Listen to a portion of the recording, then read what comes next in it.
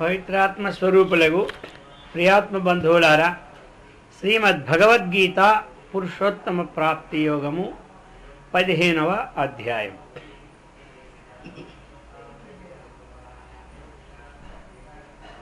అహం వైశ్వానరో భూత్వా ప్రాణినాం దేహమాశ్రితః ప్రాణాపాన సమాయుక్తః పచామ్యన్నం చతుర్విధం.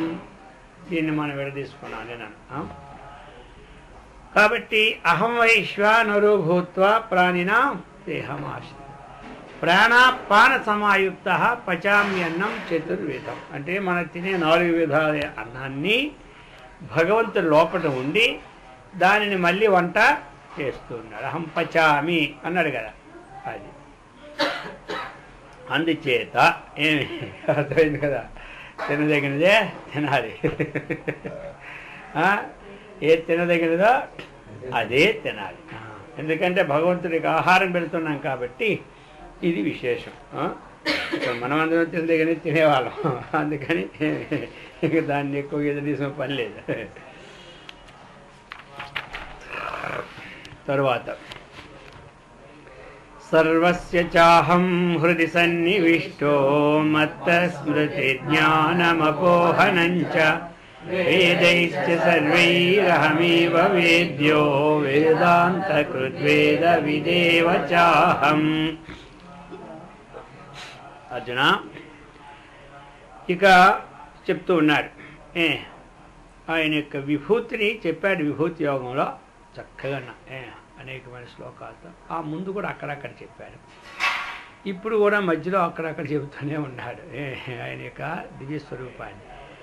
అహం సర్వస్య హృది సన్నివిష్ట, నేను సమస్త జీవుల యొక్క హృదయాకాశంలో నివిష్ట, చక్కగా స్థాపింపబడి ఉన్నవాడిని.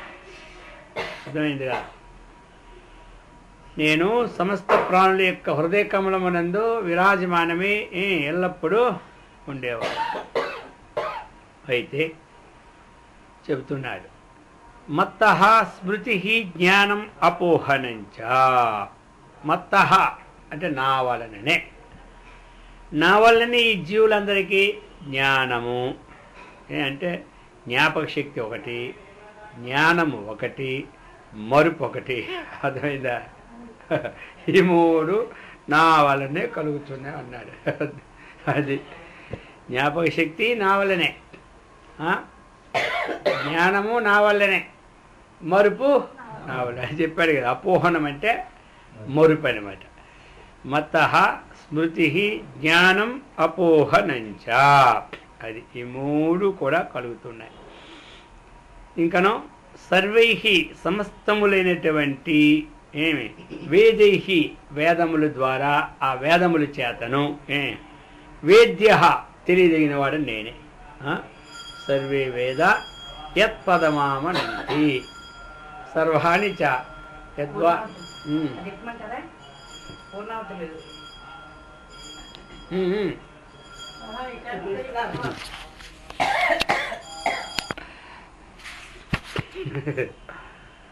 చెప్తున్నారు ఇప్పుడు ఈ 4 వేదాల ద్వారా ఎవరు తెలుసుకోవాలి అంటే తెలుసుకోదగిన వాడిని నేనే. ఎందుకు చెప్తున్నారు? సర్వై వేదై సమస్త వేదముల ద్వారా అహమేవ వేద్య, తెలుసుకోదగిన వాడిను ఏవపదం ఇచ్చాడు, అహమేవ నేనే తెలుసుకోదగిన వాడను అని చెప్పాడు. అదేనమాట. మరి ఇతరులవన్నీ తెలుసుకోరాదంటే తెలుసుకోవచ్చు, కానీ ఇది తెలుసుకోవాలి, నేనే సమస్త వేదముల ద్వారా తెలుసుకోదగిన వాడు. వేదాంత కృత్ చెప్పినాడన్నమాట. విదేవ వేదవిత్, వేదాంత కృత్ అహం, వేదవిత్ అహం, రెండు నేనే. వేదములను బాగుగా ఎరిగిన వాడను నేనే. కాబట్టి వేదవిత్, వేదాన్ని బాగా తెలుసుకుంటే ఆయన పేరేం పేరు? వేదవిత్. శాస్త్రాన్ని తెలుసుకుంటే శాస్త్రవిత్, బ్రహ్మాన్ని తెలుసుకుంటే బ్రహ్మవిత్. అర్థమైందా? అందుచేత ఇక వేదాంత కృత్ అంటే ఆ వేదములు నిర్మించిన వాడను కూడా నేనే, వేదములు నిర్మించిన వాడిని నేనే, వేదముల ద్వారా తెలుసుకోదగిన వాడిను నేనే అని చెబుతున్నాడు అన్నమాట. ఇంకా ఇందులో ఏమిచ్చాడు?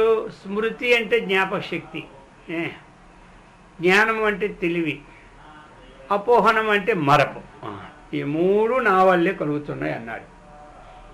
మరి మూడు మరుపు కూడా అయిందని అంటే ఈ రెండు పర్వాలేదు మనకి. జ్ఞానం కలిగిందంటే, జ్ఞాపక శక్తి కలిగిందంటే బాగుంది, కానీ మరుపు కూడా కలిగిందంటే ఏమి జరగా. అంటే మరుపు అంటే కొన్ని మన ప్రారంభంలో ఆ యొక్క పాపఫలం వచ్చిందనుకో, అది ఏం చేస్తుంది అంటే మరుపునిస్తుంటుంది. అది మరుపునిస్తుంది దేవి. ఇప్పుడు ఆ పాపఫలం యొక్క తీరి ఏం చేస్తుంది? మరుపునిస్తుంటుంది. జనరల్ మరుపు అది ఏం చేస్తుంది మరి అప్పుడు? అది పాపం అయినప్పుడు దుఃఖాన్ని అనిపించాలి కదా మనం, అది మరుపునిస్తుంటుంది. ఇప్పుడు ఆయన చెప్పాడు, ఎవరు? కర్ణుడు ఎవరి దగ్గర నేర్చుకున్నాడు విద్య? పరశురాముడి. ఇక పరశురాముడే చెప్పేశాడు, శాపం ఇచ్చేశాడు. నువ్వు నా దగ్గర నేర్చుకునే విద్య సకాలంలో నీకు గుర్తు లేకుండా పోవుగాక. అర్థమైపోయిందా? నీకు సకాలంలో గుర్తులేదు, నీకెందుకు దాండగా. ఆయనేమో అగ్నియాస్త్రం వేసినాడు, ఈ వరుణాస్త్రం వేస్తే కదా అది అది అది వేస్తే అప్పుడు వరుణాస్త్రం ఇవ్వలసినటువంటి మరుపు అది గుర్తే రాదు, ఏదో పడేస్తుంది అనమాట. అది వచ్చి మొత్తం ఏంటి చేసుకెళ్ళిపోవాలి. అర్థమైందా? ఇప్పుడు అస్త్రం అన్నటువంటిది దేనికి దానికి ఉపయోగించుకుంటారు. ఆ వస్త్రం ఏమొస్తుందో చుట్టక్కుని తీసేసేస్తాడు. అప్పుడు ఎత్తుకొని మనం అడ్రస్ ఎత్తుకుంటూ కుదరదు. మంత్రం ఆ శాస్త్రం అన్నీ రెడీగా ఉండాలి. అందుకని అలాగా ఏమిటంటే మన పూర్వజన్మ యొక్క ప్రారంభ విషయాలతో ఇప్పుడు కొంతమందికి స్ఫురణ రాదు. ఇప్పుడు కొంతమంది వాళ్ళకి పుణ్యవశాత్తు సత్వగుణం యొక్క అంతఃకరణ శుద్ధి ద్వారా అష్టావధానం, శతావధానం, సహస్రావధానం, ఇంకా జ్ఞాపకం ఇది ఎక్కడి నుంచి వస్తుంది? వచ్చేస్తుంది. మరి మనకేమో అన్ని అవతారాలు ఎక్కడ కుదిరితే మనకు కుదరవు. అర్థమైందా? ఒక అవతారానికి లేదు మనకి, అన్ని అవతారాలు ఎక్కడ. అందుకని ఇది ఎక్కడ వస్తుంది? ఆ సత్వగుణము యొక్క అభివృద్ధి చేత, పూర్వజన్మ యొక్క పుణ్య ఫలము చేత ఆ కృషి మీద బుద్ధి పుట్టి అది మర్చిపోకుండా ఉండడం అవుతుంది. అంతే. మరుపుని నేను కలిగిస్తానని కాదు అక్కడ. ఆయన మరుపుని కలిగించేవాడు కాదు, తెలివినిచ్చేవాడు కాదు. ఎవరు? తెలివినిచ్చాడు కాబట్టి ఆయనకి ఎందుకు పూజ చేయాలనుకుంటాం అని. ఇప్పుడు ఎందుకు తెలివిస్తున్నాడు కదా, ఇస్తాడు.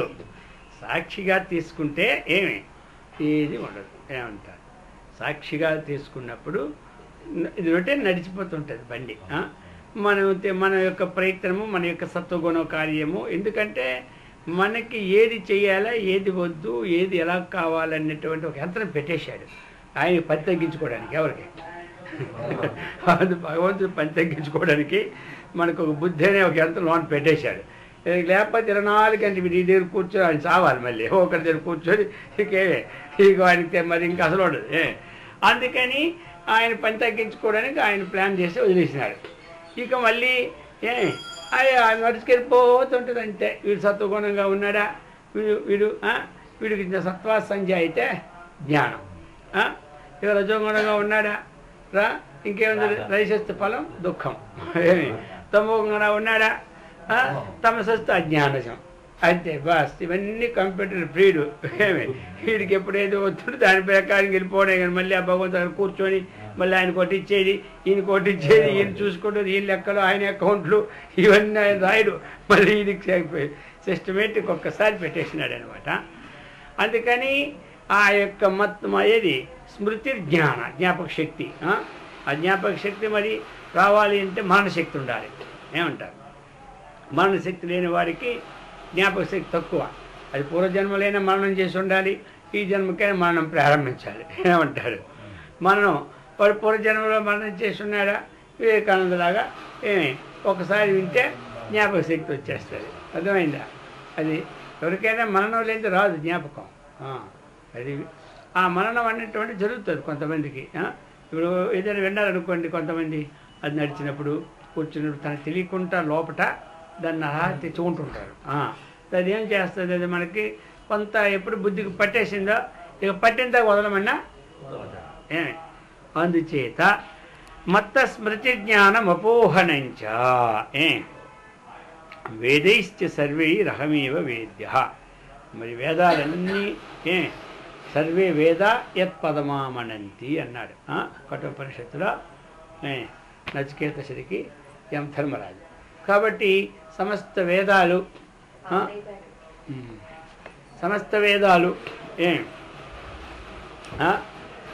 అర్థమైందా?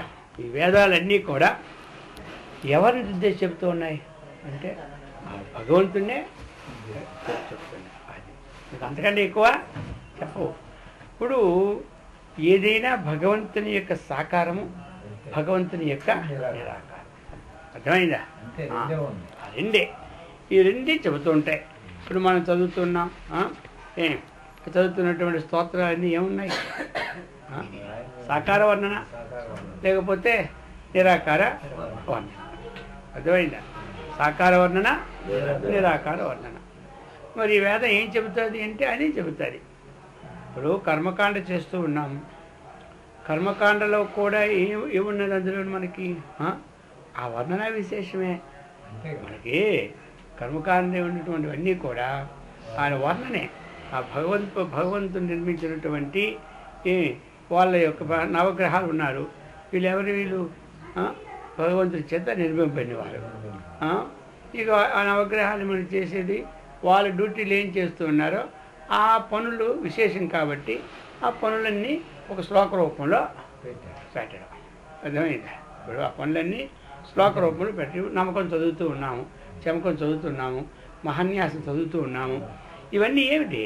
ఆ భగవంతుడి యొక్క విశేషాలని మనం వర్ణించి ఆయన్ని శుద్ధి చేసుకోవడం. అన్నింటినీ శిఖాయని మహా షట్టు ఇష్టు అని చెప్పినవన్నీ ఏమిటి? శుద్ధి చేసుకోవడం. అర్థమైందా?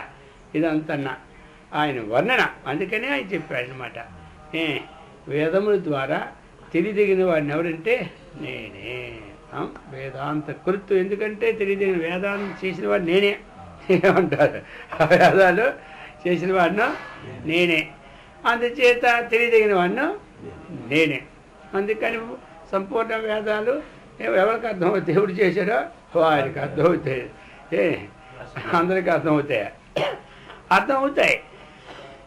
మనం సమగ్రంగా ఓపికగా అన్నీ చూసుకుంటుంటే అర్థమవుతాయి. అర్థం కానిది ఏం లేదు లోకంలో.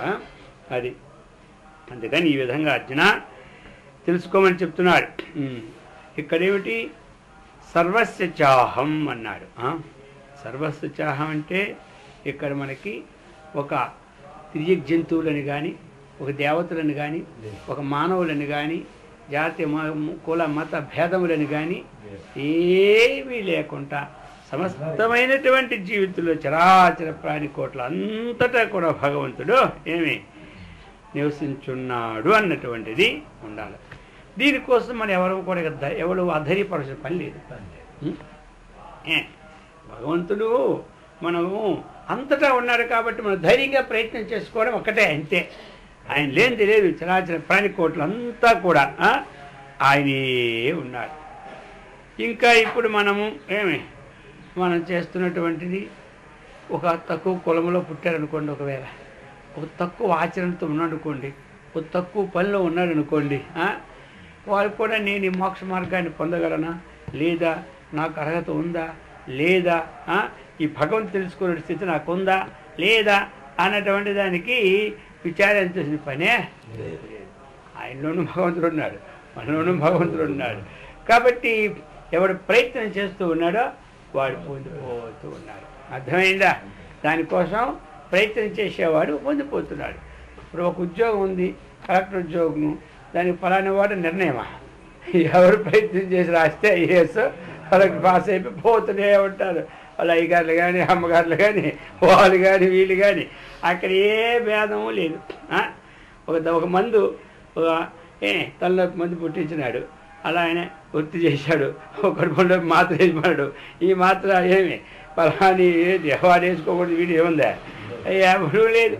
మనిషిని బట్టి డోసులో తేడా ఉంటుంది కానీ మొత్తం మీద ఆ మందు అందరికీ పనిచేస్తుంది. అలాగనే దాన్ని సేవించడానికి అందరూ అర్హులే. అయితే దానికి ఏంటంటే చిన్న కూరలకైతే ఏదో దానికో 4 ముక్కలు 3 ముక్కలు వేసుకోమంటాడు కానీ మొత్తం మీద తప్పదు ఏమి విషయం. ఆ విధంగా అవును, ఆ విధంగా ఏమిటి మొత్తం మీద అటువంటి విశేషణాలతో ఇక్కడ వేశాడు. అందుకు ద్వావిమౌ పురుషౌ లోకే క్షరశ్చాక్షర ఏవ చ క్షరః సర్వాణి భూతాని కూటస్థోక్షర ఉచ్యతే. ద్వావిమౌ పురుషౌ లోకే క్షరః అక్షర ఏవ చ. ఇమౌ ద్వౌ పురుషౌ ఏమి ఈ ప్రకారంగా 2 వ్యక్తులు లోకే ఈ లోకమునందు ఉన్నారు. ఎవరయ్యా వాళ్ళంటే ఒకటి పేరు క్షరుడు, ఇంకోటి పేరు అక్షరుడు. అర్థమైందా? ఇందులో క్షరుడు ఎవడయ్యా అక్షరుడు ఎవడే రెండో చరణంలో చెప్పేసినాడు. లోకంలో 2 పురుషులు ఉన్నారు. ఆయన పేర్లు వాళ్ళేంటి క్షరుడు అనేవాడు అక్షరుడు అనేవాడు. అయితే ఆ క్షరుడంటే ఏ రూపంలో ఉన్నాడు, అక్షరుడంటే ఏ రూపంలో రెండో చరణంలో చెబుతున్నాడు. క్షరః సర్వాణి భూతాని కూటస్థో అక్షర ఉచ్యతే.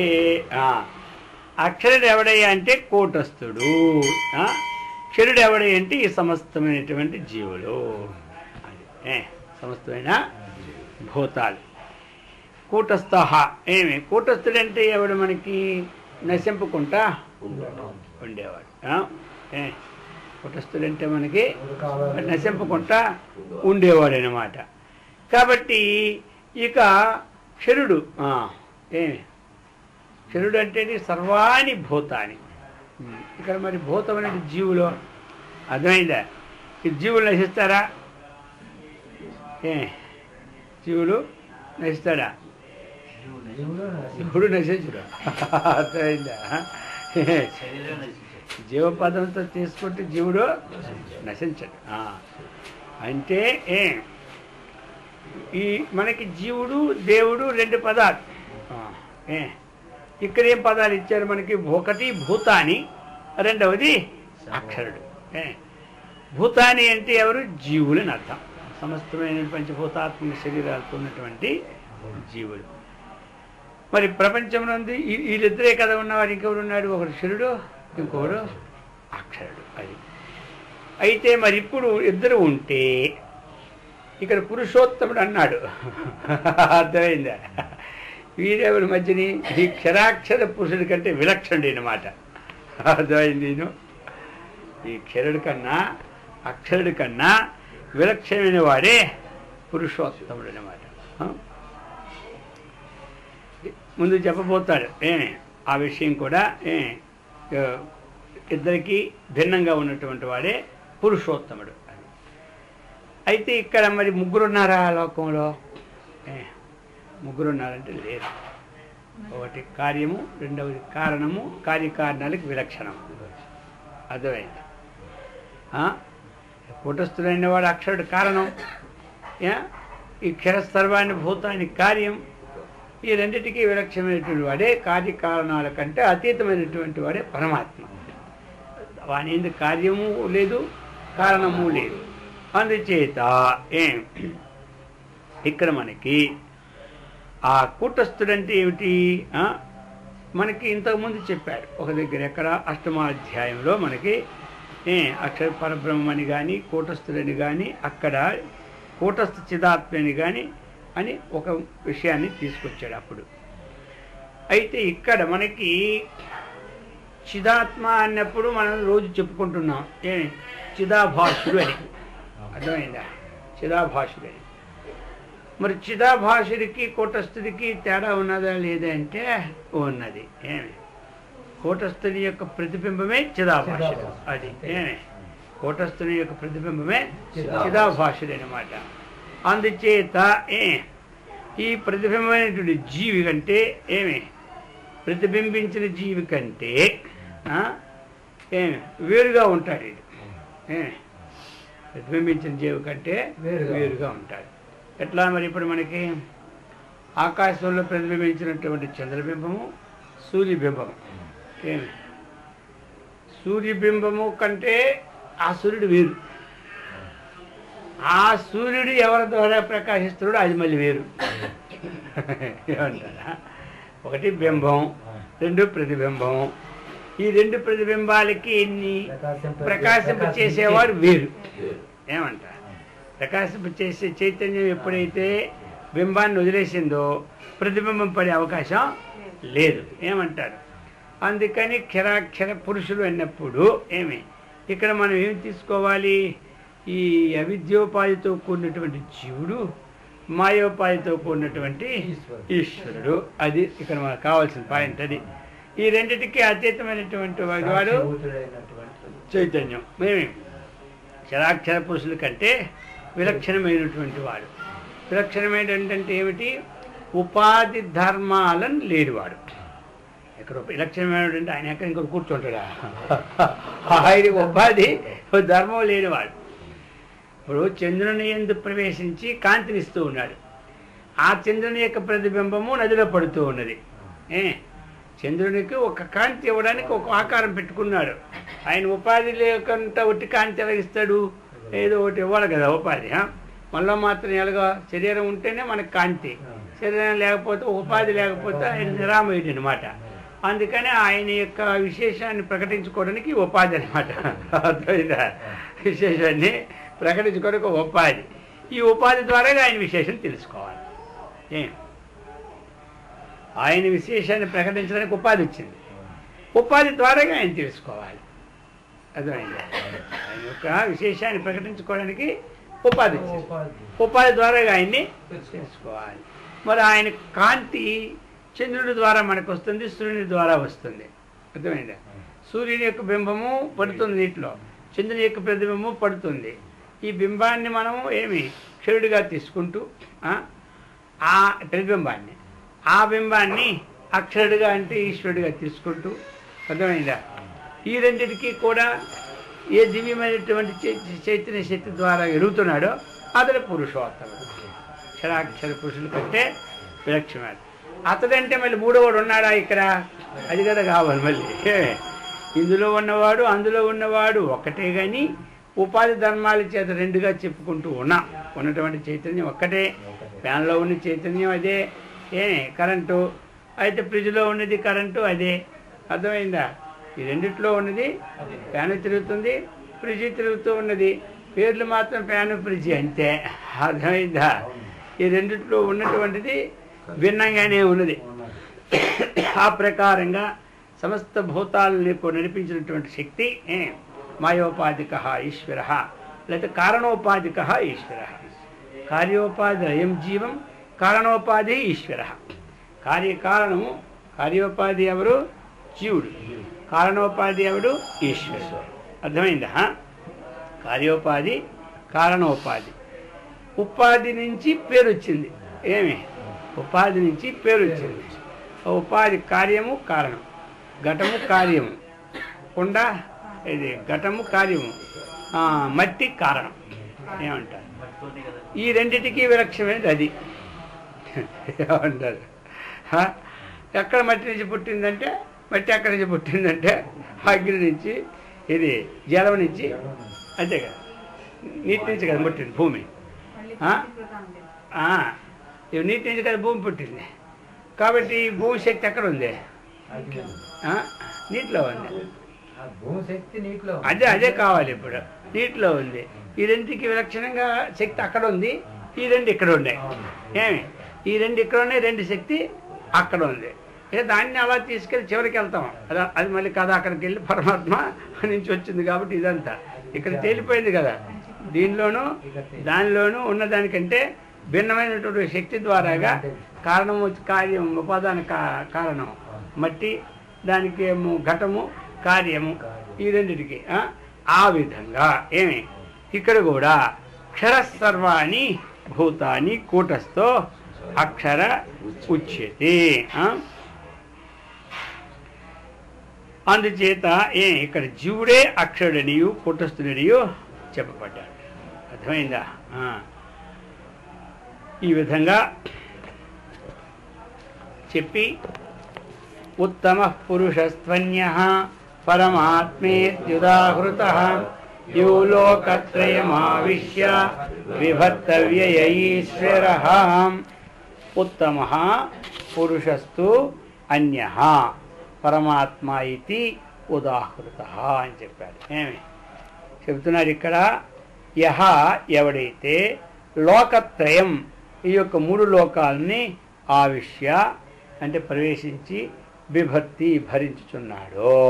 ఏమి అంటే ఏమిటి? ఎవడైతే ఈ 3 లోకాలందును ప్రవేశించి ఆ వాటిని భరిస్తూ ఉన్నాడో అది 3 లోకాల్లో భరిస్తున్నాడంటే 3 లోకాలని ధారణ చేసి వాటిని ఎవడైతే పోషిస్తూ ఉన్నాడు. భృమి భరణే. కాబట్టి భరించేవాడిని ఏమంటారు? భర్త అంటాడు. ఇంటి బాధ్యతను నేను భరిస్తాడు కాబట్టి ఆయన పేరు భర్త అనమాట, ఇంకేమీ లేదు. లేకపోతే భర్త అని పేరు రాదు. అది కాబట్టి చెప్తూ ఉన్నాడు.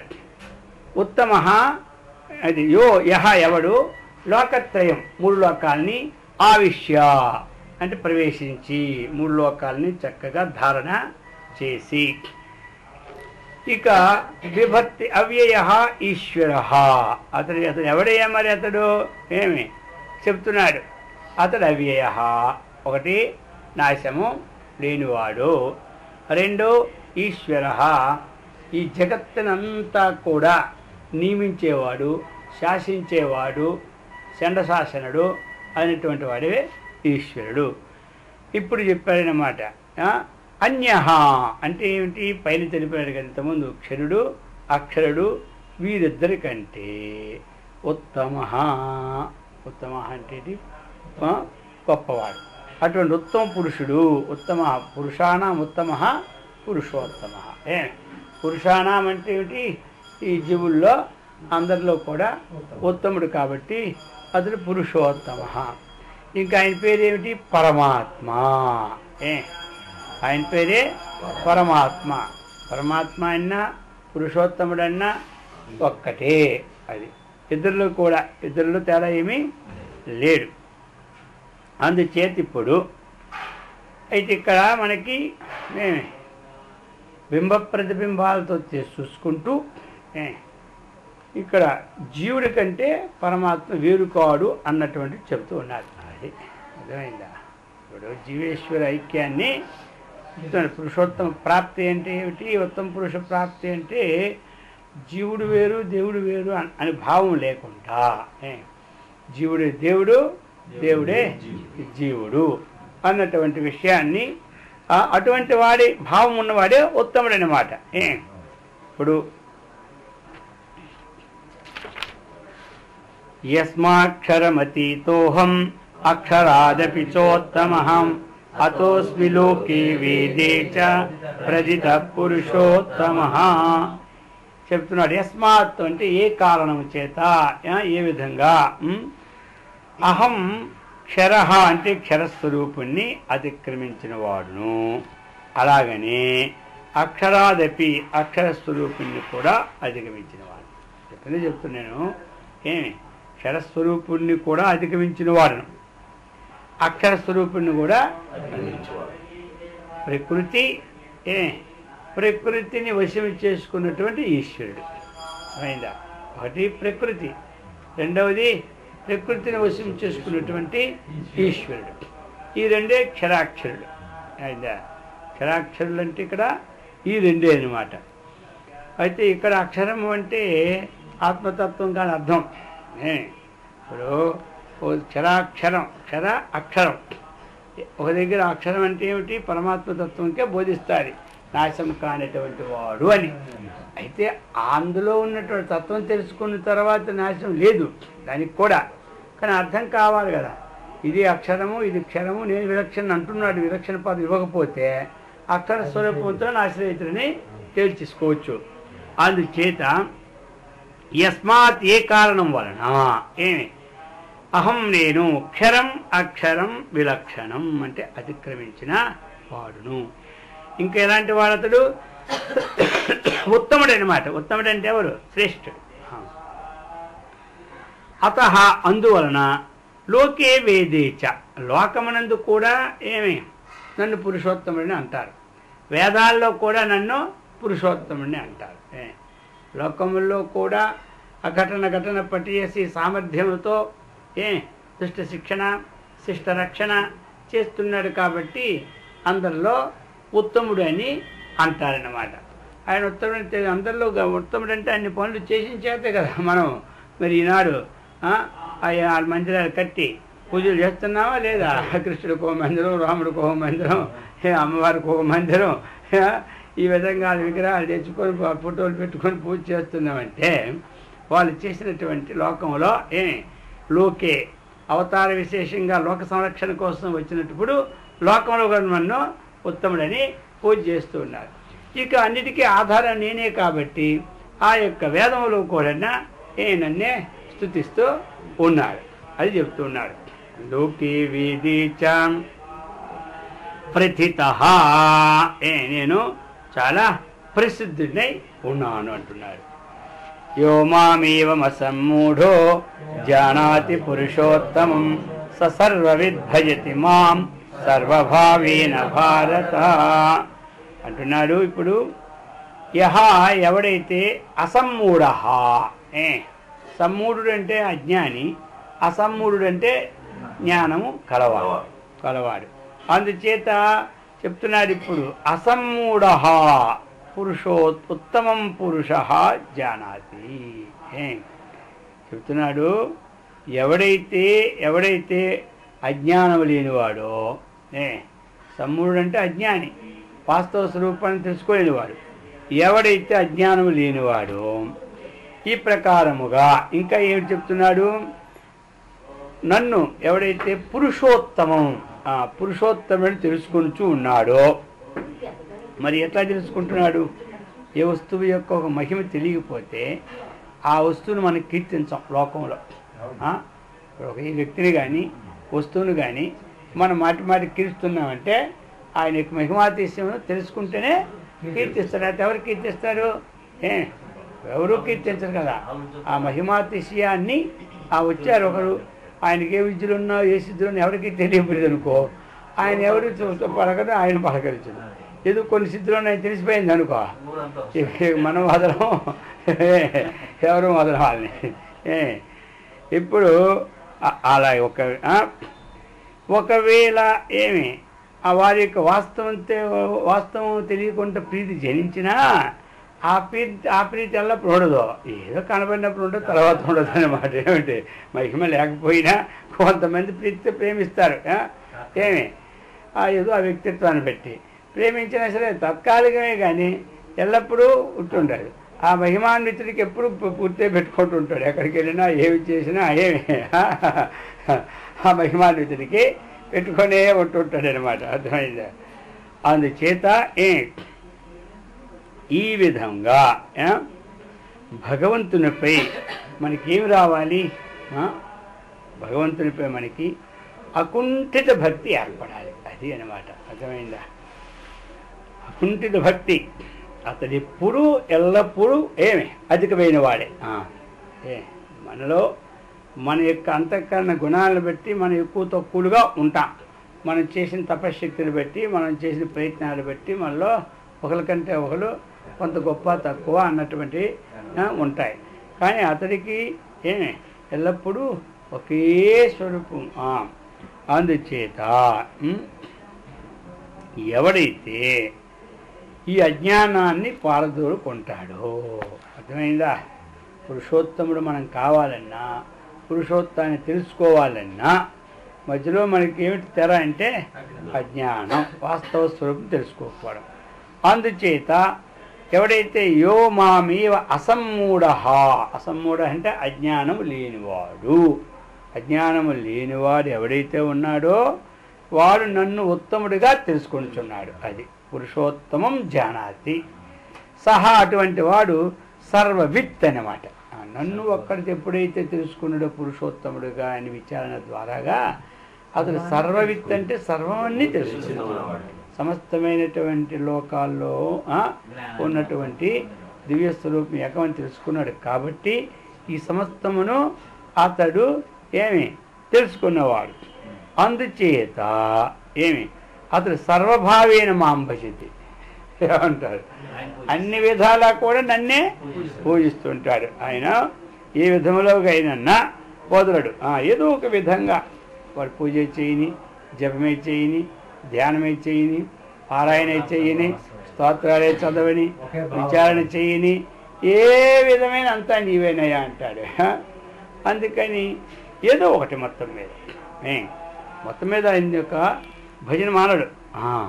భజన ఎందుకు మానుతాడు మరి? అసలు అంతవరకు చేసుకోవాలి. మనం తత్వాన్ని తెలుసుకొని నిశ్చయ వచ్చినంత వరకు వదలకూడదు. సాధన వదలని ప్రయత్నం చేయకూడదు ఎవరు కూడా. ఏదో పని చేయ తప్పదు కదా. ఇప్పుడు మనకి ఎక్కడ తత్వం తెలిసిపోతే ఇంక పూజ వద్దు, జపం వద్దు అనుకుంటాం కదా. ఇంకేం లేదు, అక్కడే కదా. ఇంకేముంది మరి?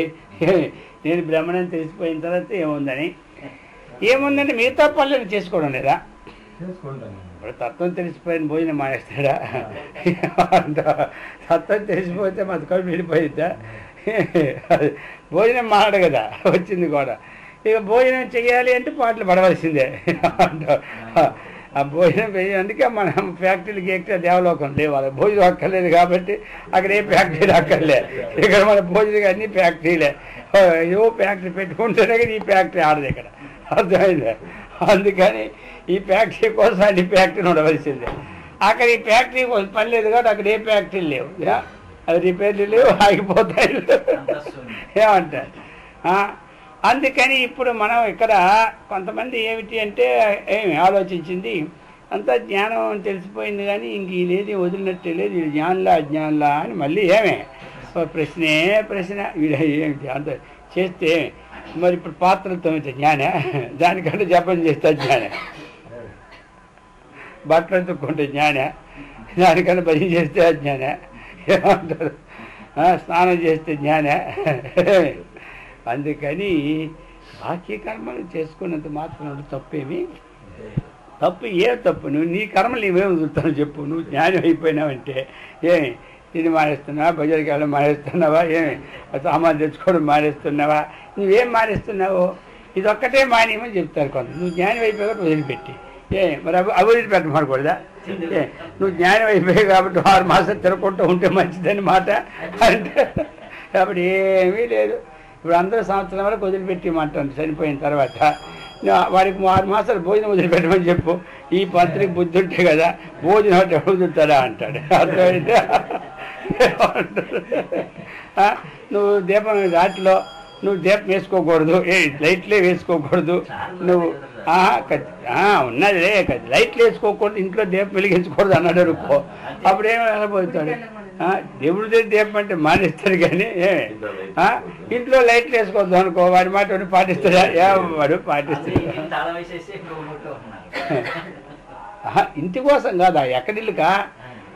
ఇది సంవత్సరం పొడుగు ఆచరణ. ఆ ఇల్లుకి చనిపోయినప్పుడు నక్షత్రం కాకపోతే ఇంటి తాళం వేస్తాడు. ఇది మాత్రం సంవత్సరం పొడుగు ఉంటుంది. ఏంటి తాళం ఇంకొక ఇంటికి వెళ్ళినా ఏమంటావు? ఇది మాత్రం మొత్తం ఉంటుంది. ఇదే తాళాలు ఎన్ని వేసినా దీపం లేదు, ధూపం లేదు, అది పూజ లేదు, పారాయణ లేదు, హోమం లేదు, ఇది మాత్రం వదలదు. అందుకని నేను చెప్తున్నది ఏమిటంటే మనంత వరకు రాలేదు కాబట్టి తగులేదు, తన దాకా వస్తే కానీ తగు తెగదట. అర్థమైందా? అటువంటి స్థితికి వస్తేనే అప్పుడు తగు తెగుతుంది. అందుకని ఇక మనం ఏమిటంటే చేయదగినటువంటి కర్మని నీ జ్ఞానమైనా చేసుకో, ఏమి తప్పలేదు. నువ్వు ఆత్మతత్వంలో లీనం అయిపోయినా నువ్వు పూజ మానవలసిన పనిలే. నీకు ఒకటే నా దృష్టి చూసుకోండి, పూజ నువ్వు మానేసావు, ఏ పని చేయకుండా పూజ మాను. నువ్వు ఎవరితో మాట్లాడకూడదు. అదే నువ్వు గంటలు మాట్లాడుతున్నావు. నువ్వు ఇక్కడ దేవుడి నామం కదా, నీకేమడ్డు వచ్చింది? ఆయన దేవాలయకి పోకూడదు, నువ్వు ఎక్కడ పోవడం లేదు, దగ్గర అన్నిటికీ పోతున్నావు, దేవాలయం పోకూడదా? ఎవడు ఆత్మజ్ఞానం, చనిపోయిన సంగతి కాదు ఇప్పుడు. అర్థమైందా? ఆత్మజ్ఞానం అయిపోయిన తర్వాత దేవాలయం పోకూడదా, భజన చేయకూడదా, ఏం చేయకూడదు, నీమే లేదు. నువ్వు వ్యవహారం చేసుకో, నీ పని చేసుకొని చెప్తున్నాడు. నువ్వు ఉద్యోగం చేసుకో, వ్యాపారం చేసుకో, నువ్వేం చేసుకో, ఆత్మజ్ఞానిగా నువ్వు కావాలి. కానీ నీ పనికి ఆత్మజ్ఞానానికి సంబంధమే లేదని చెబుతూ ఉంది శాస్త్రం. ఏమంటారు? నువ్వు దానికి ఇది అడ్డం లేదు. ఏమండి దానికి ఆత్మజ్ఞానం తను తాను అనుకోనే కదయ్యా. తను తాను వాస్తవ రూపంలో విచారించి అంతకన్నా దోషాలు వదులుకోనే ప్రయత్నం ఒక్కటే కానీ మనం చేసేది. ఇప్పుడు మనకు తెలియదు, ఇంతకాలం నుంచి చదువుతూ మనం ఆత్మజ్ఞానం తెలియదు. నేను నిత్యబుద్ధ శుద్ధముక్త అందరికీ తెలుసు. ఎవరో తెలియదు చెప్పండి. మన ఇన్ని సంవత్సరాలు శ్రవణం చేస్తుంటే మనము ఏమి అయితే మనము జీవన్ముక్తులు అవునా కాదంటే డౌట్ అనమాట. అర్థమైందా? ఏమంటారు? మన ఆత్మజ్ఞానులే కానీ జీవన్ముక్తులు అవునా కాదంటే డౌట్. సరే, కానీ విదేహముక్తులు అంటే అక్కడ డౌటే. మొత్తం మీద ఆత్మతత్వం తెలుసుకోవడం అవుతుంది. జీవన్ముక్తుల్లోనూ డౌటే, మనకి విదేహముక్తులను డౌటే. ఏమంటారు?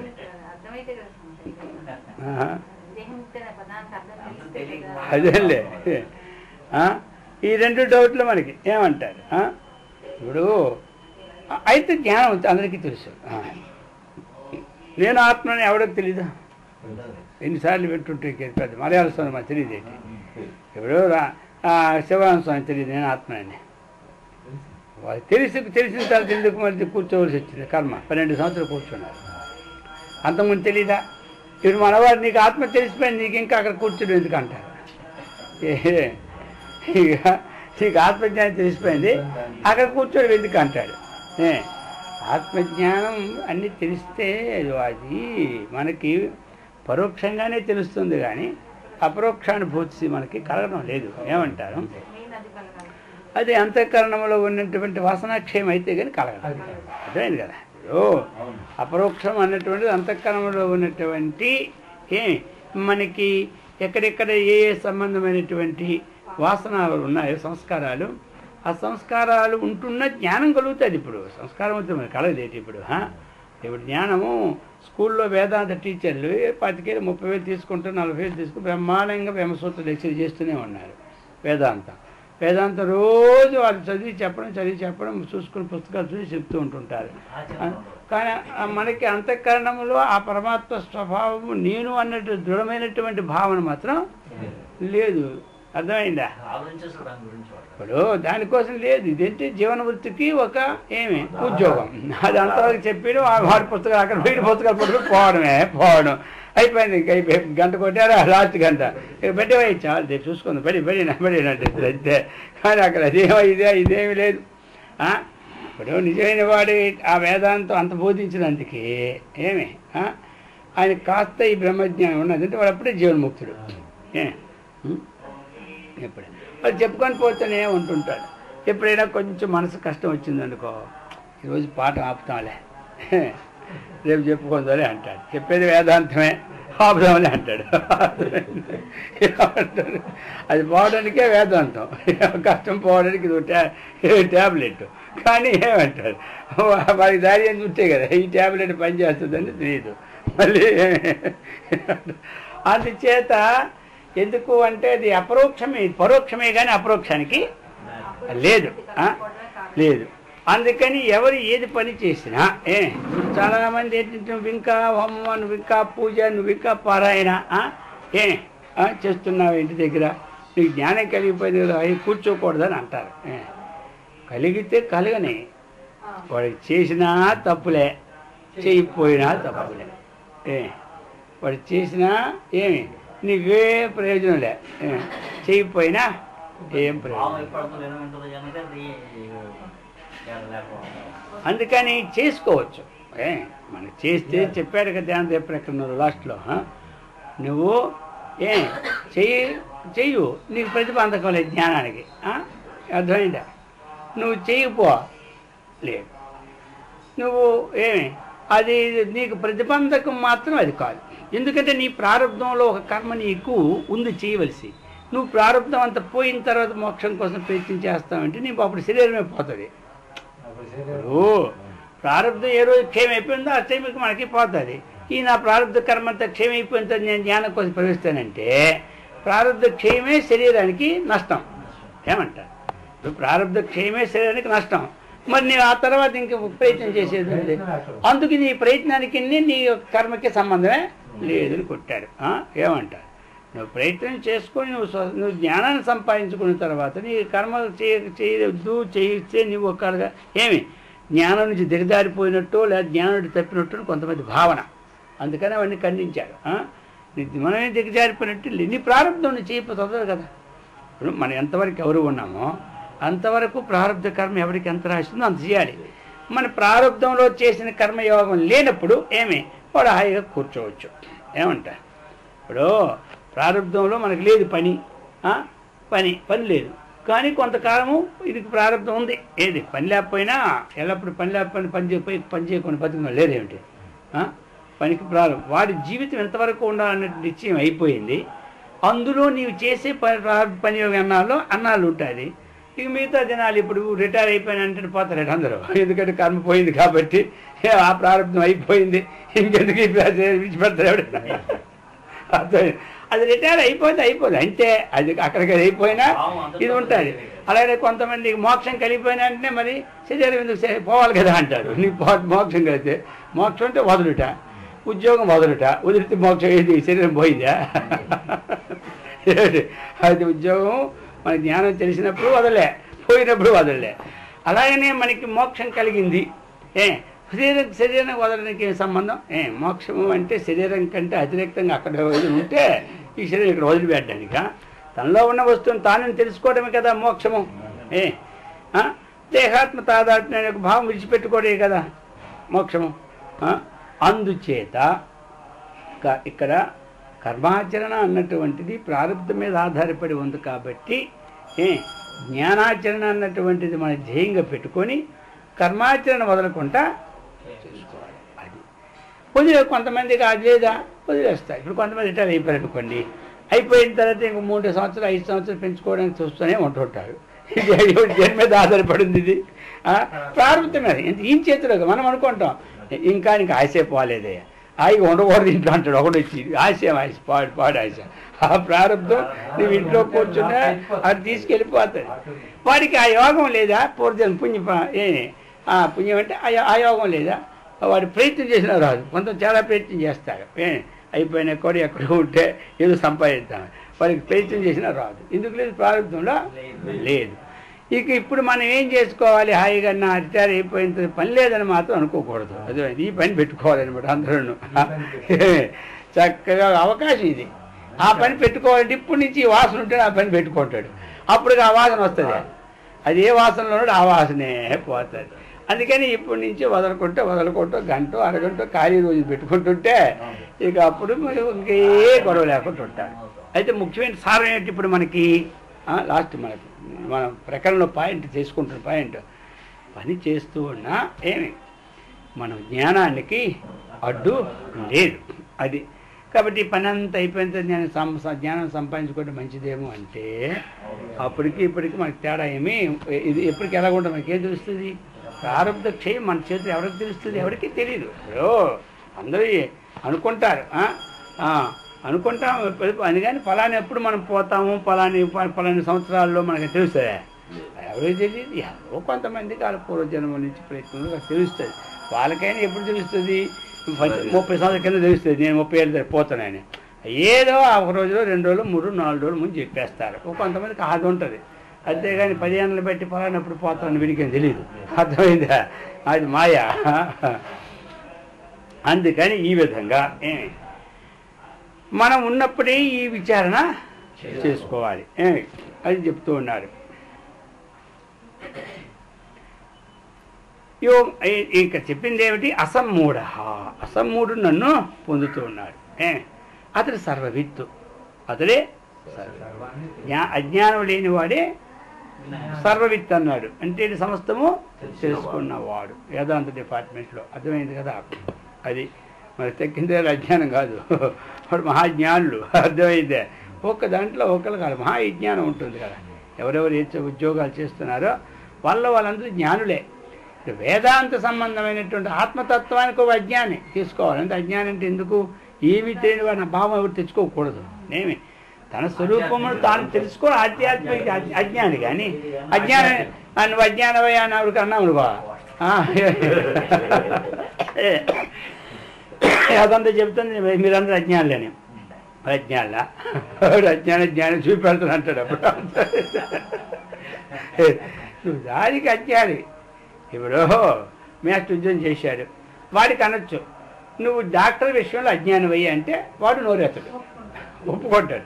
నువ్వు అసలే అజ్ఞానం అన్నావు అనుకో, నువ్వు జ్ఞానివా, ఏంటి నీ మాటల సంగతి, నీ సంగతి తెచ్చుకుంటా అంటాడు. అర్థమైంది, ఇక అక్కడ అయిపోయింది కదా. వాడు ఈ మాట కూడా ఏమన్నాడు, ఎవడండి డాక్టర్ విషయంలో నేను అంతా డాక్టర్ నాకు తెలియదు అంటే అయితే కడుపు మాత్రం రాయి చూస్తాను అంటాడు, నాకు చూసుకొని వచ్చేయంటే ఇక వాడే చేస్తాడు. కాబట్టి వాడు కూడా అంటూ, ఎందుకంటే నువ్వు ఫలాని శాస్త్రం నువ్వు అజ్ఞానం అంటే పర్వాలేదు. ఇక నువ్వు అజ్ఞానం నేర్చుకొని ఈ ముక్క ఆయన అజ్ఞానం అన్నావు అనుకో, ఇక వాళ్ళకి కోపం వస్తుంది. ఏమంటారు మీరు దీనికి అజ్ఞానం ఎవడు పరమాత్మ స్వరూపంకి అజ్ఞానం. అది ముక్తి రావాలంటే ఈ అజ్ఞానం పోవాలి. రజ్జువు యొక్క అజ్ఞానం ఉన్నంత వరకు, సర్పం యొక్క అజ్ఞానం తాటి ఎందు మనకి ముక్తి కలగదు. అంటే ఆ సర్పం యొక్క భ్రాంతి పోదు, అధిష్టానం యొక్క జ్ఞానాన్ని తెలుసుకోవాలి. అధిష్టానం యొక్క జ్ఞానాన్ని తెలుసుకోవాలి.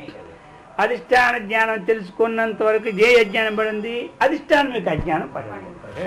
సర్పమునందు త్రాటి బుద్ధి అనేది త్రాటి యొక్క జ్ఞానము లేకపోవడమే త్రాటి యొక్క అజ్ఞానం. అలాగే మనం హృదయాకాశంలోని విరాజమానమైన పరమాత్మ, ఈ పరమాత్మ యొక్క అధిష్టానం, ఆ అధిష్టానం యొక్క జ్ఞానం మనం లేకపోవడమే మనం అజ్ఞానం. ఈ జ్ఞానం కలిగితే ఇక్కడ మనకి ముక్తి, ఆ జ్ఞానం కలిగితే అక్కడ ముక్తి. సర్పమునంత తాటిన సర్పము అనే జ్ఞానం కలిగింది అనుకోండి, అక్కడ ఏది వదులుతుంది, సర్పం వదులుతుంది, సర్పం అనే బుద్ధి వదులుతుంది. ఇక్కడ కూడా మనకేటి దేహమునందు ఆత్మత్వం అనే బుద్ధి వదులుతుంది. త్రాటి యందు సర్ప బుద్ధి వదిలినట్టుగా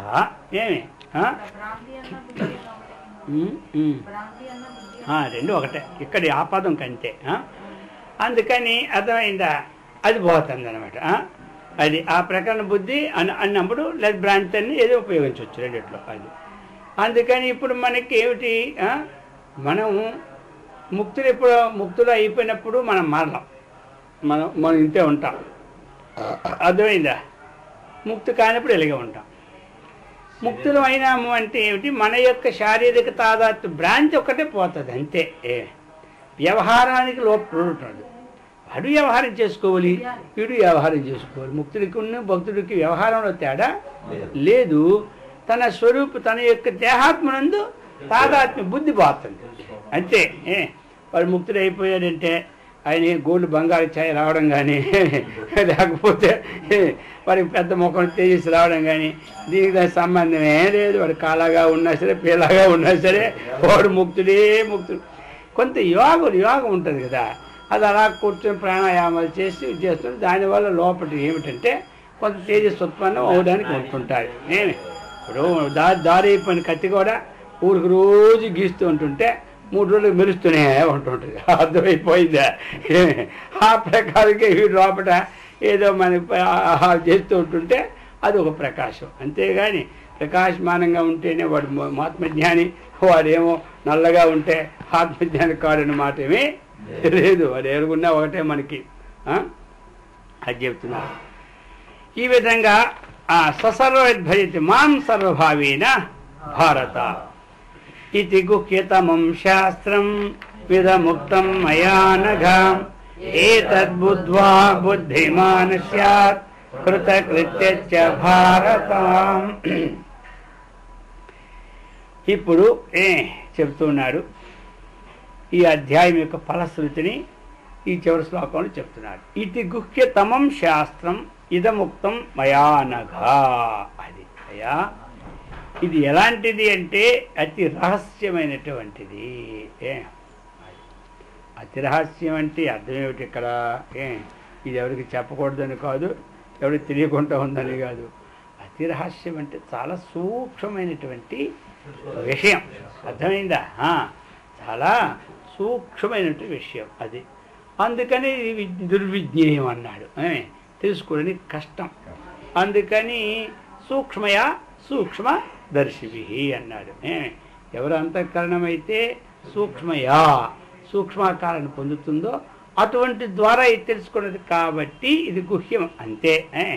గుహ్యము అంటే ఎవరు చెప్పకూడదని కానీ గోపనీయమని కానీ ఏదో ఒక ఇంచుమించు కిందనకు 1000 అడుగులు తవ్వితే అక్కడేదో దాచిపెట్టింది గోపనీయంగా ఉంది, ఆ విధంగా తెలియబడదగిందేమీ కాదు. అంటే ఇది ఎలాంటిది అంటే సామాన్యంగా ఇప్పుడు లోకంలో ఉన్న వస్తువులను తెలుసుకునే విధంగా ఇది తెలుసుకోవడానికి వీలు పడదు. ఏమంటారు? ఎందుకంటే నేత్రముల ద్వారా విషయాలని తెలుసుకుంటున్నాం. నేత్రముల ద్వారా విషయాలను మనం తెలుసుకుంటూ ఉన్నాం. అలాగే తెలుసుకోవడానికి వీలు పడదు. చెవుల ద్వారా కొన్ని విషయాలు తెలుసుకుంటున్నాం, అది మనకి అలాగే వీలు పడదు. అర్థమైందా?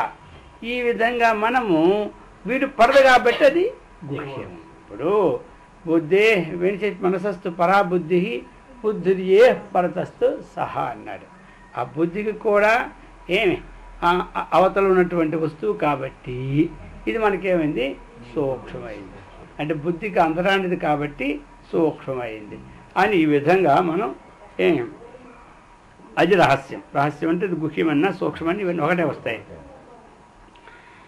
అతి రహస్యమైనటువంటి ఈ శాస్త్రాన్ని మయా నా ద్వారా నువ్వు ఎలాంటి వాడు అనగా అన్నాడు. అనగా అగమంటే పాపం, అనగా అంటే పాపము లేనివాడు. పాపము లేనివాడికి అంతఃకరణము శుద్ధిగా ఉంటుంది. పాపం ఉన్నదనుకో మలినమవుతాయి. అర్థమైందా? అది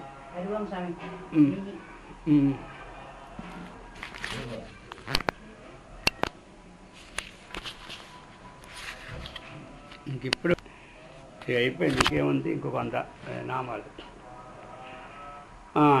ఇది గుహ్య తమం శాస్త్రం ఇదముక్తం మయానగా ఏతద్బుద్ధ్వా బుద్ధిమానస్యాత్ కృతకృత్య భారత. అర్థమైందా? ఇప్పుడు చెప్తున్నాడు ఇది గుహ్యం. ఏంటిది? చాలా గోపనీయమైనటువంటి. గోపనీయమంటే ఎందుకు? వాక్కుకేమో అందరాదు, కంటికేమో చూడరాదు, బుద్ధికేమో కనపడదు. అందుకని ఈ విధంగా ఏతద్బుద్ధ్వా. అర్థమైందా? ఏతద్బుద్ధ్వా దీనిని తెలుసుకోవాలి. ఏమని తెలుసుకోవాలి? ఈ విధమైనటువంటి తత్వం ఈ విధంగా ఉన్నటువంటిదని ఎవడైతే తెలుసుకున్నాడో, ఏ విధమైన తత్వము ఇంతవరకు చెప్పుకొచ్చాడు కదా. మరి అక్షరుడి కంటే అక్షరుడి కంటే విలక్షణమైన వాడు. ఇక ఎవడైతే అజ్ఞానము అంటే ఏమిటి? దేహతాదాత్మ్య సంబంధమైనటువంటి భావాన్ని పోగొట్టుకుంటూ ఉంటున్నాడో అటువంటి వాడు పురుషోత్తముడైనటువంటి స్థితిని పొందుతున్నాడు అని సర్వవిత్ అన్నమాట. ఈ సమస్తం తెలుసుకున్నవాడు వాడే అని ఎవడైతే భావిస్తూ ఉన్నాడో, మరి ఈ లోకాన్నంతటా కూడా భరిస్తూ ఉన్నాడో అన్నటువంటి విషయాన్ని ఇప్పుడు చెప్పినటువంటి విషయాలన్నీ కూడా కూలంకుషంగా ఈ వేదముల ద్వారా ఎరుగదగిన వాడిని నేనే, వేదాలన్నీ కూడా ఉత్పత్తి చేసేవాడినో నేనే అన్నటువంటి ఎవడు తెలుసుకుంటున్నాడు. ఎందుకు అధ్యాయం పరిస్థితి చెప్తున్నాను లోకంలో. ఇక నేనే జఠరాగ్ని స్వరూపంలో ఉండి ఆహారాన్ని పచనం చేస్తూ ఉన్నటువంటి వాడను. అలాగనే ఆ సూర్యుల్లో ఉన్నటువంటి తేజస్సును నా ద్వారాగే అవన్నీ ఎలుగుతున్నాయి అన్నది ఎవడు తెలుసుకుంటున్నాడో, అలాగనే మరి ఈ యొక్క విశ్వాన్నంతా కూడా నేను ధారయామి, అలాగనే దీన్ని పోషిస్తూ ఉన్నాను అని ఎవడు తెలుసుకుంటూ ఉన్నాడో ఆ విధంగా ఏతద్బుద్ధ్వా దీనిని చక్కగా తెలుసుకున్నవాడు బుద్ధిమాన్. అర్థమైందా? అతను ఎవడే అంటే జ్ఞానవంతుడనమాట. ఇంకా అతను ఎవడే అంటే కృతకృత్య. అర్థమైందా? వాడు కృతకృత్యుడనమాట. అది చెప్తూ ఉన్నాడు. ఈ యొక్క 15వ అధ్యాయాన్ని చక్కగా మనం తెలుసుకునే వల్ల ఏమి లాభమై అంటే కృతకృత్య, కృతం చేయదగినటువంటి దానిని కృత్యం చేసినవాడు. అర్థమైందా? ఇక అతను ఏంటి ఏది చేయదగినదో దాన్ని చేసేసాడనమాట లోకంలో. మనం అందుకు మనం చేయదగినది ఏది? బాధ్యతలన్నీ ఉన్నాయి. ఆ బాధ్యతలు చేయదగినవే. అయితే మనం ఓన్గా చూసుకుంటే బాధ్యతలన్నీ గౌణము, మనం తెలుసుకోవడం ముఖ్యం. రెండు వదిలేమని చెప్పలేదు. ముఖ్యమని దీని ఎందు ఉండాలి, గౌణమని దాని ఎందు ఉండాలి. ఇప్పుడు అది చేయొద్దని శాస్త్రాలు చెప్తారు. బాధ్యత తీర్చుకోవద్దు. పిల్లలు ఉన్నారు, పెళ్లి చేయొద్దా, వాళ్ళకి ఇల్లు కావద్దా, ఇల్లు కొట్టాలి, ఏదో ఒకటి ఉండాలి కదా ఇవన్నీ. అందుకని ఇప్పుడు మనం ఏంటి ముఖ్యమైనటువంటి దానిని ఏది గౌణమైంది ఏది తెలుసుకోవాలి. అర్థమైందా? గౌణం అంటే ఏమిటి, ముఖ్యమైనది తెలుసుకోవడం ఇప్పుడు ఉంది. ఎందుకంటే ముఖ్యమైన దానికి ప్రిఫరెన్స్ ఇస్తూ ఉంటుంటాం, గౌణమైన దానికి ఇవ్వం మనం. అప్పుడు మనకి ముఖ్యము ఆత్మజ్ఞానం అని తెలిసింది అనుకోండి, ఏమి ఇక అవన్నీ వదిలిమని చెప్పలేదు కదా. వాటి ఎందు ఏమిటంటే చేస్తాం కానీ భావం తక్కువ ఉంటుంది, దీని ఎందు భావం ఉంటుంది. అవి ముఖ్యమైన భావం వచ్చిందంటే ఇది వింటాం కానీ దీని ఎందు మనకి భావం తగ్గుతుంది, వాటి ఎందు భావం ఎక్కువ ఉంటుంది. ఏది భావం ఎక్కువైందో అది బుద్ధిలో నిలుస్తుంది. ఏమంట భావం ఏది ఎక్కువైందో అది బుద్ధిలో నిలుస్తుంది మనకి. ఇప్పుడు ఒక వస్తువు ఎంత ఆసక్తి ఉందనుకోండి, ఆ వస్తువు మన భావంలో నిలుస్తుంది. ఒక వ్యక్తి ఎంత ఆసక్తి ఉందనుకోండి, ఆ వ్యక్తి మన భావంలో ఉంటాడు. అర్థమైంది కదా. అలాగే ఒక దేవుని ఎందు భావం మనకి ఎక్కువ ఉందనుకోండి, ఆ దేవుని యొక్క భావం మనకి నిలుస్తూ ఉంటుంటుంది. అందుకని ఇక్కడ మనము తెలుసుకోదగినది ఏమిటి అంటే విచారణ ద్వారా, మన ద్వారాగా మనం ఎవడో అది ముఖ్యం ఇది ముఖ్యం అన్నంత వరకు పట్టదు. అందుకే మన విచారణ ఉండాలి. మనం విన్నప్పుడు ఆత్మ ముఖ్యము ఇది గౌనం అంటాం అనుకోండి, మళ్ళీ దాన్ని మననం చేయకుండా దాని విషయాన్ని తలుచుకోకుండా ఉంటే స్వయంగా మనకి ఇది ముఖ్యమని గోచరించదు. స్వయంగా మనకి ముఖ్యమైన గోచరిస్తే అనుభవము దాన్ని అపరోక్షం అంటారు. శాస్త్రం ద్వారాగా అది ముఖ్యం అంటున్నారు, ఇది ముఖ్యం అంటున్నారు. కాబట్టి అది పరోక్షంగా ముఖ్యమని తెలిసింది కానీ స్వయంగా అది ముఖ్యమైనటువంటిది కాలే. పరోక్షంగా ముఖ్యమని తెలిసింది, పరోక్షంగా తెలిసినంత మాత్రంలో దాని మీద మనస్సు మామూలుగా ఉంటుంది కానీ విశేషంగా వెళ్ళదు. ఇది ముఖ్యమని అపరోక్షంగా ఎప్పుడు తెలిసిందో అప్పుడు దీని మీద మనస్సు వాళ్తూ ఉంటుంటుంది. ఏమంటారు? అందుకని ఇది చెప్తూ ఉన్నాడు. ఇది గుహ్యతమం శాస్త్రం మిదముక్తం మయానగా ఏతద్బుద్ధ్వా బుద్ధిమానస్యాత్ కృతకృత్య భారత. ఇటువంటి వాడు కృతకృత్యుడు. మరి ఇది మనకి కలగాలి అంటే మనకి ఎల్లప్పుడూ నేను పరమాత్మ స్వరూపం అనే భావం అనేది రావాలి. మరి ఇప్పుడు ఒక భావం రావాలి ఉంటే ఇక ఇంకొక భావాన్ని ఎందుకు గౌణత్వం చూపెట్టాలి. అది వదిలేయమని చెప్పలేదు. ఏమంటారు? ఇప్పుడు మనకి వదిలేయమని చెప్పలేదు, గౌణత్వం. ఇప్పుడు ముఖ్యత్వం అనుకున్నాం అనుకోండి, మన ఇంట్లో లేకపోయినా అప్పు చేసుకుని కొంటాం. ఆ పూటకు 100 రూపాయలతో కాలం గడిచినా ఇది ముఖ్యం అనుకున్నాడు. ఆ తినడానికి ఇంకొక 50 రూపాయలు ఎక్కువ ఖర్చు పెట్టుకొని అప్పు చేసి తింటాడు. ఏమంట? ఇప్పుడు ఇంత వస్తువుతో అయిపోద్ది మనకి. ఒకటి అందులో ఏ క్లాస్ ఉండాలనుకుంటే ఏమవుతుంది, దానికి ఇంకో 100 రూపాయలు పెట్టొద్దా? వీడి దృష్టిలో అది ముఖ్యం అయిపోయా. అర్థమైందా? ఇప్పుడు మనకి శరీరం గడవడానికి చూసుకోవాలి, ముఖ్యం ఇది కదా అనుకున్నప్పుడు పరిశ్రమ తగ్గుతుంది. దానికి పరిశ్రమ ఇప్పుడు 100 రూపాయలు ఉంది, ఇంక 200 అప్పు చేసి కొని తిన్నాం ఇప్పుడు ఈ పూట. ఇప్పుడు పరిశ్రమ చేసేవా అప్పు తీర్చలే వద్దా? ఎందుకంటే వాడు ముఖ్యమైనది అనుకున్నాడు కాబట్టి ఇన్స్టాల్మెంట్ మీద ఇచ్చేద్దామని అనుకుంటాడు. అర్థమైంది? అయితే తెచ్చుకుని సామాన్లకి ఇన్స్టాల్మెంట్ అయితే వాడు డబ్బు కాదు అది ఏమంటారు. కానీ ఇది ముఖ్యం అనుకున్నటువంటి వాడికి జీవనం ఇద్దరికీ గడుస్తూనే ఉంటుంటుంది. వీడికి సుఖజీవనం గడుస్తుంది, వాడికి ఏమో దుఃఖజీవనం గడుస్తుంటుంది. అంటే దుఃఖజీవనం కాదు ఇది, అంటే ఆనందమే తినేటప్పుడు అవి, తర్వాత తీర్చుకున్నప్పుడు ఒకదానికి ఒకటి కష్టం వచ్చినప్పుడు దాని బాగులు దీని పనులు అన్నీ జరిగేటప్పుడు ఎట్లా జరుగుతుంది. అర్థమైందా? అందుకని మనం శాస్త్రం ద్వారా విచారించిన తర్వాత ఇంతకంటే ముఖ్యం ఇంకొకటి లేదు లేదు లేదు అని స్ఫురణకు వస్తూ ఉంటుంటే మిగతా విషయాన్ని భ్రాంతి తగ్గిపోతుంది. భ్రాంతి ఒకటండి, ఇప్పుడు ఉన్నారు వాళ్ళు వీళ్ళు ఇంట్లోనూ శిష్యులు కానీ లేకపోతే బంధువులు కానీ పుత్రులు కానీ ఎవరో ఉంటారనుకోండి. ఇప్పుడు మనం స్టేజీకి వచ్చిన తర్వాత మనము ఇక వాళ్ళకి వచ్చినటువంటి కష్ట నష్టాలని, అర్థమైంది మీకు? కష్ట నష్టాలు, గురువు ఉన్నాడు, శిష్యులు ఉన్నారు, గురువు, ఇలా ప్రతి వారికి ఒక సంబంధం ఉంటుంటుంది అవినాభావ సంబంధం. ఇక మనం ఎంతకాలం ఆ కష్ట నష్టాలకి గురువు అవుతుంది చెప్పండి ఇప్పుడు మనం ఎంతకాలం గురి అవుతాం? మనం ఒక బాధ్యత వరకే చూసుకోవాలి కానీ జీవితాంతం లేదు మన దగ్గర ఉన్నదా? మన దగ్గర 100 కోట్ల రూపాయలు ఇచ్చేయండి, వాళ్ళకి 90 లక్షలు, 10 లక్షలు ఉంచుకోండి, అయిపోయాయి. ఇంక అప్పుడు నీకు చింతే ఉండదు. ఈ 10 లక్షలు అయితే నా జీవనం వెళ్ళగానే చింత వస్తుంది. అర్థమైందా? ఇప్పుడు అదంతా ఉంటే వీడు ఇవ్వలేదని చింత వాళ్ళకి. దానికి అనేక వేషాలు వేయడం వాళ్ళు, మనం అనేక వేషాలు వేయడం, ఈ గొడవ మనకెందుకు ఏమంటారు అంటే నిజమైన ఆత్మజ్ఞానం చెప్తున్నాను. నేను చెప్పేది ఏమిటంటే ఆత్మజ్ఞానికి సంబంధంగా చెబుతున్నాను. వ్యవహారికంగా అంటే వాళ్ళకి ఇచ్చేసాడు, గౌర ఖర్చు పెడుతుంది ఈ రోజు అంతా, తర్వాత వీటి వాళ్ళు కలిపి ఏడవలసి వస్తుంది. అందుకే వ్యవహారస్తులు ఉంచుకోవాలి. అర్థమైందా? వాడు ఉంచుకోకపోతే వీడు మొత్తం ఇచ్చేసాడు, వాడు 3 రోజులు ఖర్చు పెట్టేశాడు, నేను ఎవడే పొరపాటు అయిపోయింది, వీడి దుఃఖం, ఇచ్చిపోయింది దుఃఖం, ఆయన ఇచ్చించేది ఆయనకి దుఃఖం. నా సంగతి తెలిసి కూడా అంత ఇచ్చారంటే ఒకసారి ఏమిటి ఆయన జ్ఞానం నా జ్ఞానం అంటాడు ఆయన. అర్థమైంది? అందుకని వ్యవహారికమైనటువంటి జ్ఞానం ఇక్కడ చెప్పడం లేదు.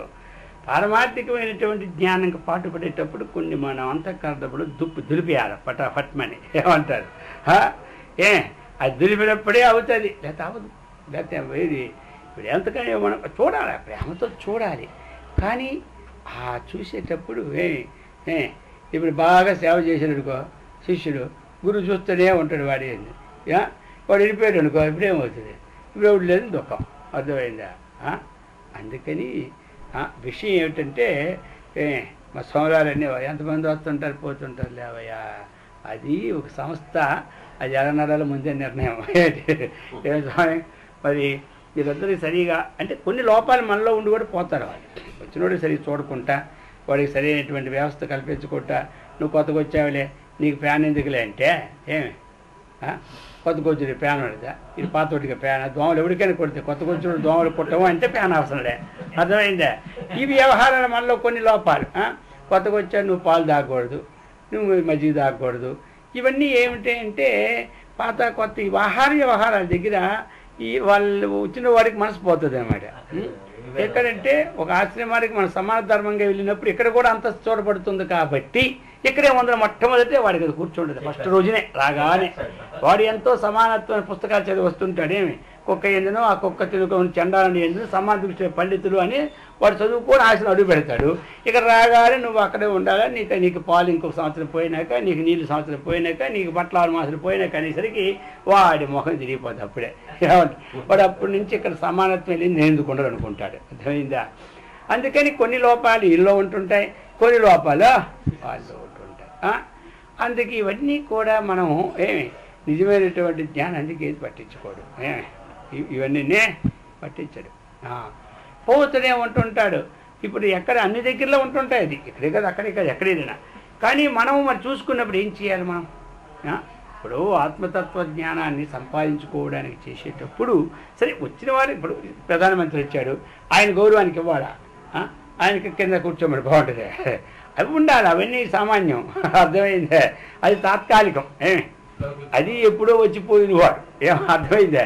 అది తాత్కాలికమైనటువంటిది లోక సంబంధమైన మర్యాద, అది లోక సంబంధమైన మర్యాద.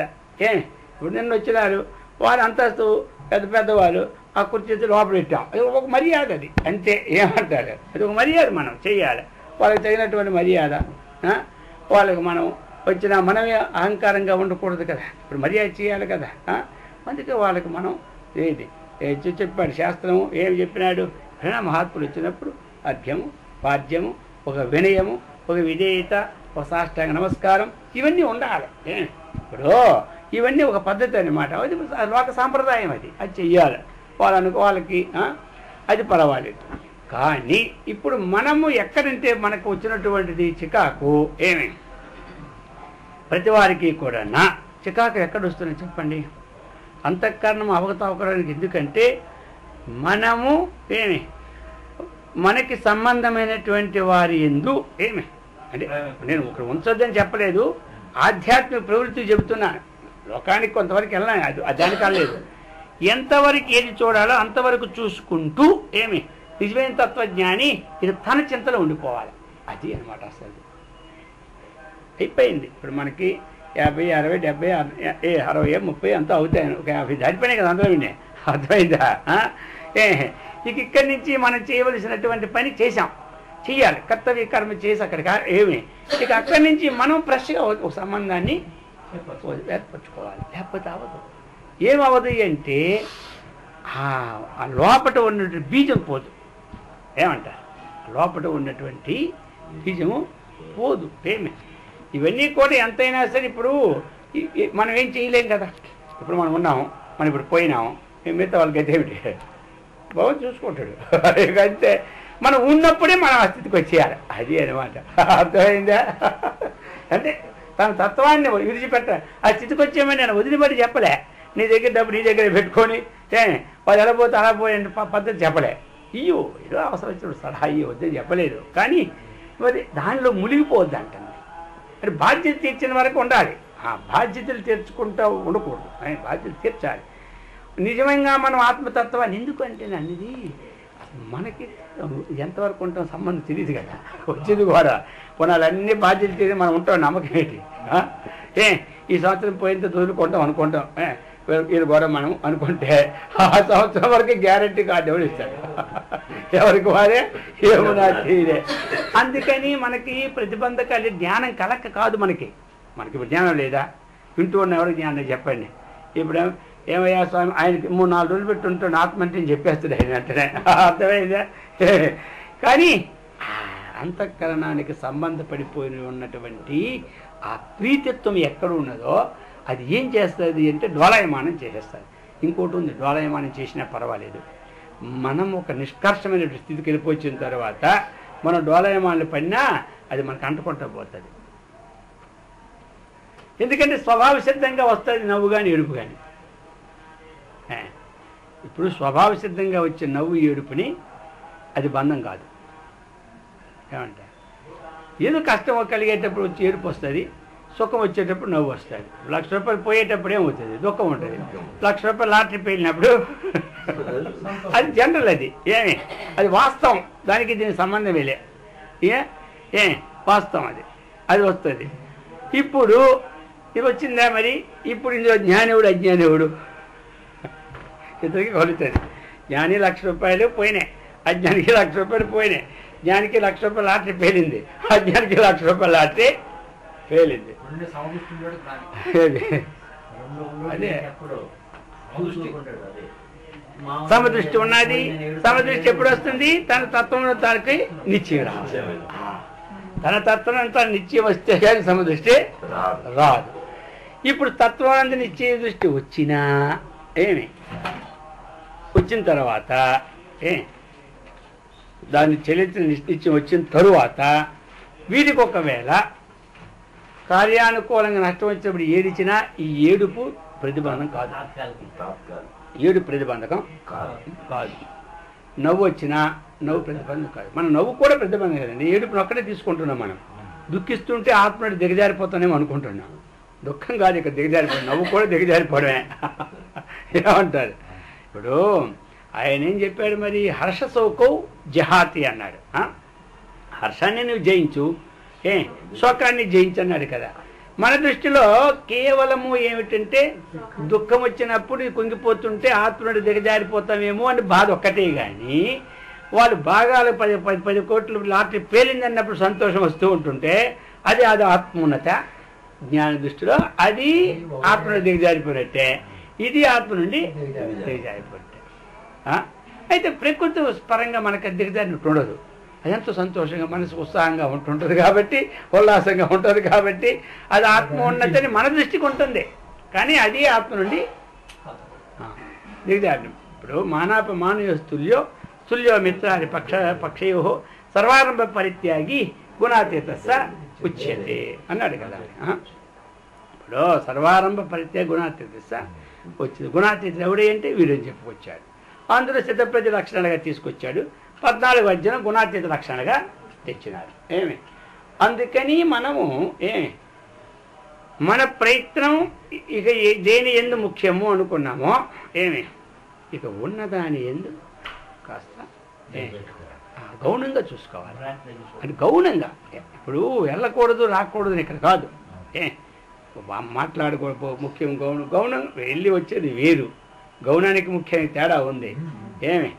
ఎప్పుడైతే అది ముఖ్యం అనుకున్నామో వాళ్ళకు వచ్చిన కష్ట సుఖాలు పూర్తిగా మనం భాగస్వాములు కావాలి. ఏమంటారు? పూర్తిగా భాగస్వాములు కావాలి. అది గౌనం అనుకున్నాము, అది పూర్తి భాగస్వామిగా రాదు, కొంత భాగస్వామి అవుతాం. గౌణం కదా, కొంత భాగస్వామి అవుతాం. కొంత భాగస్వామి ఇది మనకి ఏమి జ్ఞానం ఉంది కాబట్టి ప్రతిబంధకం లేదు. పూర్తి భాగస్వామి ఎప్పుడైపోయినామో అజ్ఞానికి మళ్ళీ తోవ తీసేస్తుంది. ఏమంటారు? అది మళ్ళీ అజ్ఞానానికి తోవ తీస్తారు. ఎందుకంటే ఇప్పుడు మనకి మొదటి నుంచి ఉన్నటువంటి ఇది లోక సంబంధమైన బంధం ఉంది కదా. ఇప్పుడు గౌణంగా లేకుండా పూర్తిగా వదిలేమనుకోండి, మనకి విరోధమే, వాళ్ళకి విరోధమే. అందుకే గౌరవ దృష్టి ఉంచమన్నాడు. అర్థమైందా? అందుకే గౌరవ ఇప్పుడు తెలుసు పాపం ఇది జరుగుతుంది. రెండవది ఇంకోటి, మనం ఏం చేయలేం. ఏమంటారు? మన చేతిలో లేదు. ఎందుకంటే పూర్వజన్మ ప్రారంధము ఎవరికి ఎలా ఉందో అది మనకి ఏమి తప్పదు. అయితే మనకు చేసినంత, మనకు చేతనైనంత ఉపకారాన్ని మనం అందించడమే మన ధర్మం. అది ఎవరు కానివ్వండి, మనకు చేత ఉపకారాన్ని మనం అందించడం మన ధర్మం. అది అంతేగాని మొత్తాన్ని మనం మార్చగలిగే శక్తి మనకి ఉండదు. ఏమి ఇప్పుడు యోగం అందులో లేనప్పుడు మార్చే శక్తి మనకి ఎక్కడి నుంచి వస్తుంది? యోగం లేనప్పుడు మార్చే శక్తి రాదు. ఏంటి మార్చే శక్తి? ఔన్నత్యం మార్చే శక్తి, గుణాన్ని మార్చే శక్తి కాదు. అదే గుణంకి యోగంకి సంబంధమే లే. అది యోగం ఉన్నా భోగం ఉన్నా ఏమంటారు? గుణాలు మన చేతిలో ఉన్నాయి, వదులుకోవాలని తీయాలని. నిన్న గుణాలన్నీ మన చేతిలో ఉంటాయి, ఇవన్నీ వదులుకోవడం తీరు.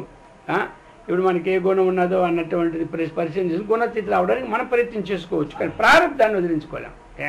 ప్రారంభం కష్టసుఖాలు మనం వదిలించుకోలేం. అది విశేషాన్ని చెబుతూ ఉన్నారు. అర్థమైందా?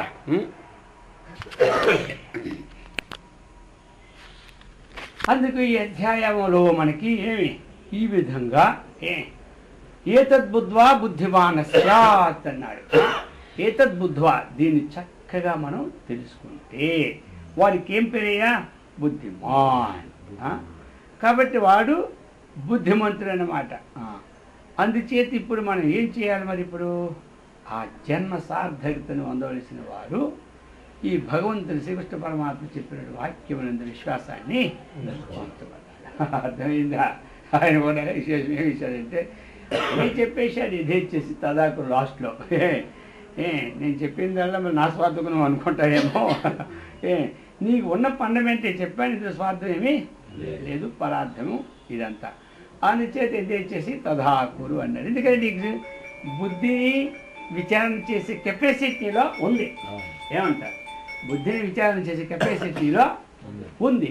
అందుకని నీ ఇష్టం మీద వదిలేసిన, నీ ఇష్టం మీద వదిలేసిన అంటే ఏంటి? మానవుడికి పూర్తి స్వాతంత్ర్యాన్ని భగవంతుడు ఇచ్చేశాడు.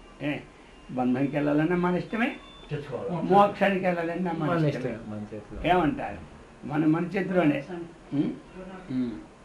అందుకని ఈ విధంగా ఇటువంటి పురుషోత్తమ ప్రాప్తిని పొందించినటువంటిది. కాబట్టి ఇది శ్రీమద్ భగవద్గీత సూపనిషత్సు బ్రహ్మ విద్యాయాం యోగశాస్త్రే శ్రీకృష్ణార్జున సంవాదే పురుషోత్తమ ప్రాప్తి యోగో నామ పంచదశోధ్యాయ. మనకి 15వ అధ్యాయం సమాప్తయింది.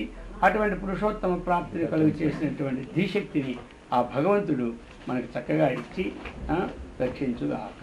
ఓం సహనాభవతు సహనౌ భునక్తు సహ వీర్యం కరవావహై తేజస్వినావధీతమస్తు మా విద్విషావహై. ఓం శాంతి శాంతి శాంతి. హరి ఓం తత్సత్.